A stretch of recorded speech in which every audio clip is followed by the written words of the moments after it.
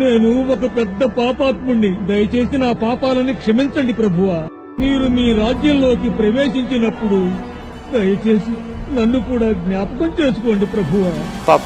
ఈ మాట విన్న తర్వాత, చదివిన తర్వాత అనిపించింది నిజంగా వీడికి హ్యాట్స్ ఆఫ్ చెప్పాలండి. వీడికి ఒక విషయం చెప్పమంటారా, ఇక్కడున్న మనందరికంటే చాలా గొప్పవాడు. ఎందుకు గొప్పవాడు చెప్పమంటారా? అసలు వాడికి ఏ విధమైనటువంటి రుజువులు లేవండి. నీవు నీ రాజ్యములోనికి వచ్చినప్పుడు అన్నాడు. అంటే ఈయనే లేకుండకపోతే ఈయన రాజ్యం ఏంటి, మళ్ళీ రాజ్యంతో రావడం ఏంటి అంటే ఇక్కడ వీడికి ఎంత విషయం అర్థమైపోయిందనంటే, యేసు ఈరోజు చనిపోతాడు, మళ్ళా తిరిగి 3వ దినాన లేస్తాడు. లేవడముతో ఆయన రాజ్యానికి పునాది ప్రారంభం అవుతుంది. ఇదిగో పెంతెకోస్తు పండుగ దినాన 3000 మందితో ఆరంభం అవుతుంది. ప్రపంచ వ్యాప్తం అవుతుంది క్రైస్తవ్యం, క్రీస్తు రాజ్యం. ఒకానొక సమయంలో యేసుక్రీస్తులో 2వ రాకడ కోసం మాట్లాడతాడు. మరలా ఎప్పుడు వస్తాడు ఆయన? 2వ రాకడలో.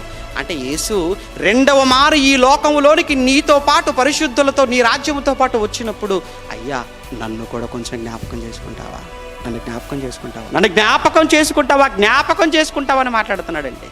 ఆ దొంగకు యేసు ప్రభుల వారు లేచిన సంగతి తెలుసా? తెలియదు. ఏమంటే సంఘం ఆరంభం తెలుసా? తెలియదు. 27 పుస్తకాల క్రొత్త నిబంధన తెలుసా? ఏమీ తెలియదు. కానీ యేసుకు ఒక రాజ్యం ఉంది. ఆ రాజ్యంతో తిరిగి ఆయన వస్తాడు.